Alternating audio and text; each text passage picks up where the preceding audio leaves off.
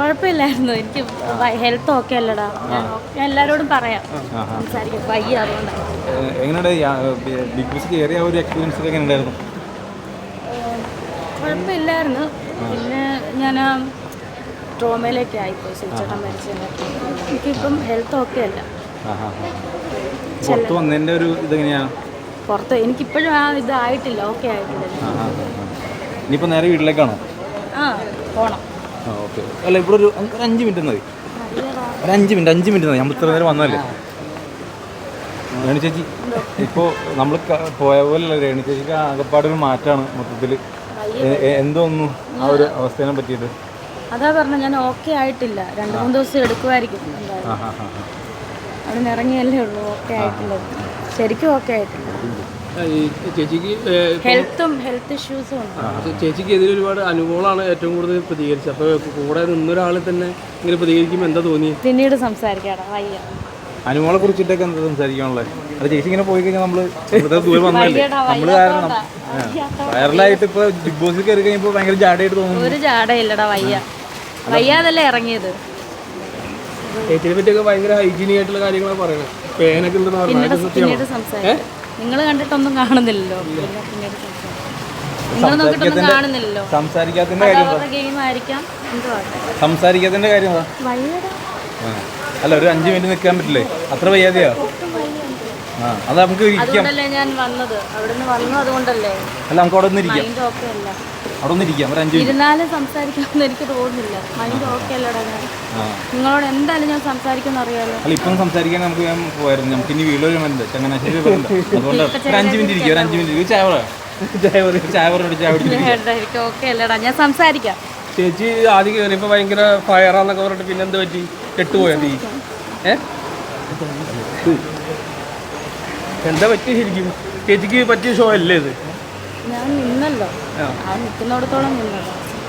രേണു ചേച്ചിനെ സംബന്ധിച്ച് രേണു ചേച്ചി ഇപ്പോൾ പോകണ്ടെന്ന് തോന്നുന്നുണ്ടോ? ബിഗ് ബോസിൽ പോകണ്ടായിരുന്നു തോന്നുന്നുണ്ടോ?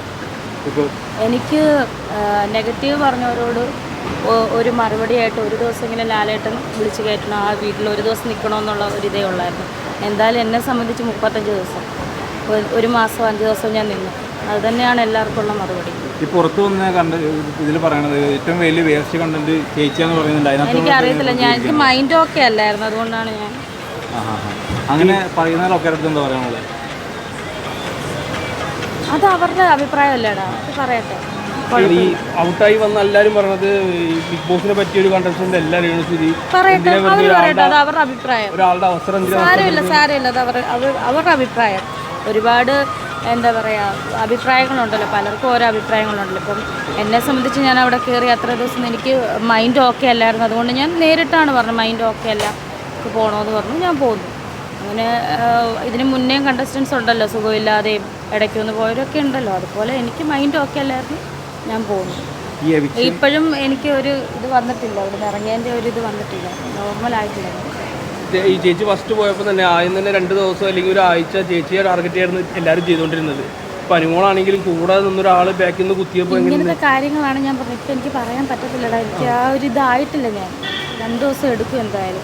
ഈ തോന്നില്ല എപ്പോഴും വന്നോടി ഫസ്റ്റ് വീക്ക് വല്ലതും ഉണ്ടായിരുന്നു നീ പുറത്തേക്ക് പോകണമെന്നൊരു ചിന്ത? അങ്ങനെയൊന്നും ഇല്ലായിരുന്നു. ചെന്ന് കഴിഞ്ഞപ്പോഴാണ് ഞാൻ ആ സുധിച്ചേട്ടൻ മരിച്ചതിൻ്റെ ഡ്രോമിൽ. കാരണം വേറൊന്നുമല്ല, ഏട്ടൻ മരിച്ച സമയത്ത് എനിക്കങ്ങനെ ഒരു ഡ്രോമ വന്നപ്പോൾ എനിക്ക് യാത്രകളും എൻ്റെ മക്കളും എൻ്റെ കുടുംബം എല്ലാവരും അടുത്തുണ്ടായിരുന്നു, ഫ്രണ്ട്സ് ഉണ്ടായിരുന്നു, ഒരകലത്തിൽ എല്ലാവരും ഉണ്ടായിരുന്നു. പക്ഷേ ഇങ്ങനെ ഒരു ഇതിൽ വന്നപ്പോഴത്തേന് ആ ഒരു ആരും ഇല്ലാതായപ്പോഴത്തേന്, അതായത് എല്ലാവരുമായിട്ടുള്ള ബന്ധം പോയപ്പോഴത്തേന് ആ ട്രോമ വീണ്ടും വന്നു. അതാണ് എനിക്ക് പറ്റിപ്പോയത്. ഞാനത് പറഞ്ഞിട്ടുമുണ്ട്, ഇതാണ് എനിക്ക് പറ്റിപ്പോയ കാരണം. ബിഗ് ബോസ് കേരളത്തിൽ നിന്ന് ഇതൊക്കെ ആലോചിക്കണ്ടായിരുന്നു? എന്നെ വിളിച്ചു, ഞാൻ പോയി. അല്ല, അങ്ങനെ ആലോചിക്കണ്ടായിരുന്നു. കാരണം ആലോചിച്ചിട്ടല്ലല്ലോ നമ്മളെല്ലാം ആഗ്രഹിക്കുന്ന ഒരു പ്ലാറ്റ്ഫോം അല്ലേ, അപ്പൊ അത് വെറുതെ ഇങ്ങനെ വെറുതെ കൊണ്ടേ കളഞ്ഞല്ലോ. ഞാൻ 1 മാസം നിന്നു. അല്ല, എന്നാലും 1 മാസം നിൽക്കാന്ന് പറയുന്നത് ഒരുപാട് പേര് ഓട്ടോണ്ടിൽ നിൽക്കുന്നു.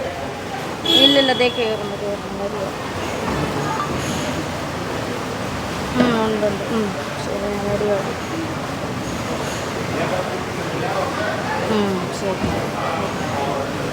ഒരുപാട് പേര്